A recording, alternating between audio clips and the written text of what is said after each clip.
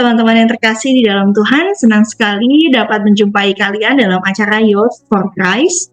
Dan renungan kita kali ini berjudul His Story, yang ditulis oleh Pendeta Budiman yang didasarkan pada Mazmur 105 ayat 1-42.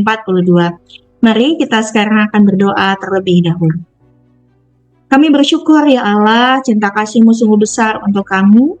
Dan kiranya dalam pembelajaran ini, renungan hari ini, kami dimampukan untuk melakukan firman Tuhan setiap hari. Di dalam Kristus kami berdoa. Amin. Teman-teman, yang menjadi dasar dari refleksi kita pada hari ini adalah dari Mazmur 105 ayat 1-42 yang berbunyi demikian. Bersyukurlah kepada Tuhan, serukanlah namanya. Perkenalkanlah perbuatannya di antara bangsa-bangsa. Bernyanyilah baginya, bermazmurlah baginya. Percakapkanlah segala perbuatannya yang ajaib. Bermegahlah di dalam namanya yang kudus. Biarlah bersuka hati orang-orang yang mencari Tuhan. Carilah Tuhan dan kekuatannya. Carilah wajahnya selalu. Ingatlah perbuatan-perbuatan ajaib yang dilakukannya. Mujizat-mujizatnya dan penghukuman-penghukuman yang diucapkannya. Hai anak cucu Abraham hambanya. Hai anak-anak Yakub, orang-orang pilihannya. Dialah Tuhan Allah kita. Di seluruh bumi berlaku penghukumannya. Ia ingat untuk selama-lamanya akan perjanjiannya. Firman yang diperintahkannya kepada 1000 angkatan, yang diikatnya dengan Abraham, dan akan sumpahnya kepada Ishak. Diadakannya hal itu menjadi ketetapan bagi Yakub, menjadi perjanjian kekal bagi Israel. Firman-Nya, kepadamu akan kuberikan tanah Kanaan sebagai milik pusaka yang ditentukan bagimu. Ketika jumlah mereka tidak seberapa, sedikit saja, dan mereka orang-orang asing di sana, dan mengembara dari bangsa yang satu ke bangsa yang lain, dari kerajaan yang satu ke suku bangsa yang lain. Ia tidak membiarkan seorang pun memeras mereka. Raja-raja dihukumnya oleh karena mereka. Jangan mengusik orang-orang yang kuurapi, dan jangan berbuat jahat kepada nabi-nabiku. Ketika ia mendatangkan kelaparan ke atas negeri itu dan menghancurkan seluruh persediaan makanan, diutusnyalah seorang mendahului mereka. Yusuf yang dijual menjadi budak. Mereka mengimpit kakinya dengan belenggu, lehernya masuk ke dalam besi, sampai saat firman-Nya sudah genap dan janji Tuhan membenarkannya. Raja menyuruh melepaskannya, penguasa bangsa-bangsa membebaskannya. Dijadikannya dia tuan atas istananya, dan kuasa atas segala harta kepunyaannya, untuk memberikan petunjuk kepada para pembesarnya sekehendak hatinya, dan mengajarkan hikmat kepada para tua-tuanya. Demikianlah Israel datang ke Mesir, dan Yakub tinggal sebagai orang asing di tanah Ham. Tuhan membuat umatnya sangat subur, dan menjadikannya lebih kuat daripada para lawannya. Diubahnya hati mereka untuk membenci umatnya, untuk memperdayakan hamba-hambanya. Diutusnya Musa hambanya, dan Harun yang telah dipilihnya. Keduanya mengadakan tanda-tandanya di antara mereka, dan mujizat-mujizat di tanah Ham. Dikirimnya kegelapan, maka hari menjadi gelap. Tetapi mereka memberontak terhadap firman-Nya. Diubahnya air mereka menjadi darah, dan dimatikannya ikan-ikan mereka. Katak-katak berkeriapan di negeri mereka, bahkan di kamar-kamar raja mereka. Ia berfirman, maka datanglah lalat pikat, dan nyamuk-nyamuk di seluruh daerah mereka.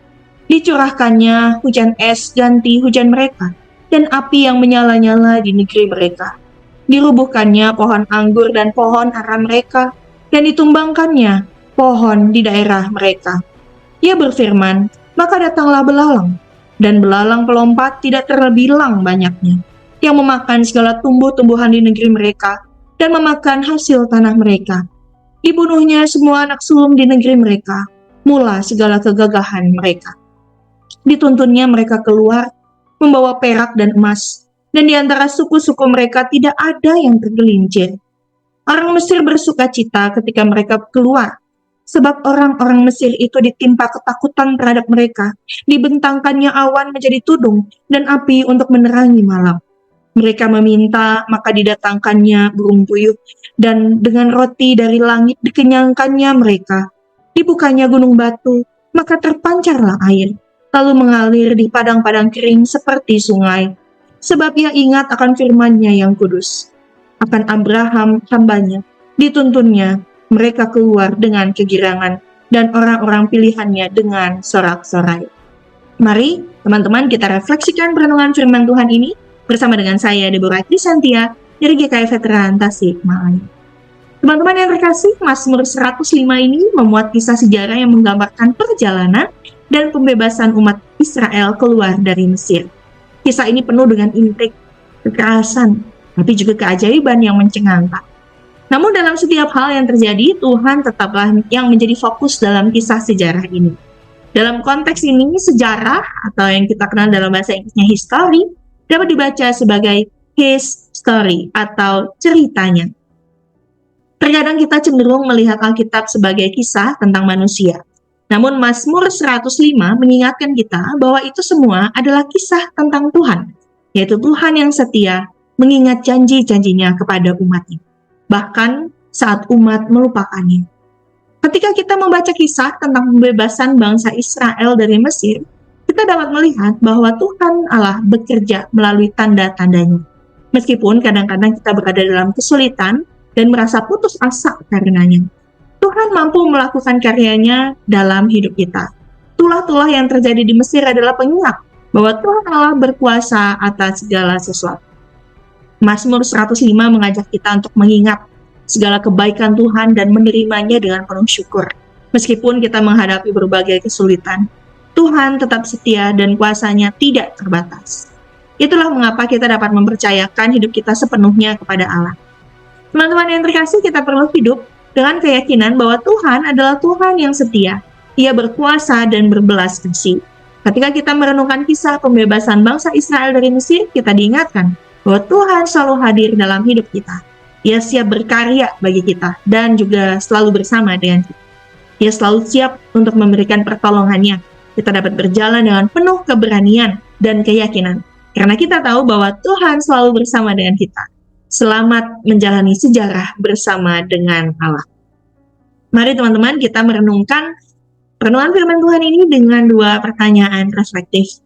Yang pertama, bagaimana Mazmur 105 menggambarkan keadaan bangsa Israel selama mereka tinggal di Mesir? Dan yang kedua, apa yang kamu lihat dari jejak Allah dalam lintasan sejarah? Mari teman-teman kita menutup renungan ini dengan berdoa. Kami bersyukur ya Allah, bahwa sejarah hidup kami ini banyak sekali rupanya. Ada senang, sedih, ada sulit, ada juga kemudahan. Tapi semuanya itu Tuhan berikan agar kami ditempa menjadi anak-anak yang juga penuh dengan perjuangan dan menyadari kebaikan-kebaikan Tuhan. Dan kiranya hari ini kami memiliki daya juang yang besar untuk terus melakukan firman Tuhan secara nyata setiap hari. Terima kasih Bapa, inilah doa kami di dalam Kristus kami berdoa. Amin. Demikianlah teman-teman renungan kita pada hari ini. Jangan lupa untuk subscribe, like, dan juga bagikan renungan ini kepada teman-temanmu yang lain. Tuhan Yesus memberkati.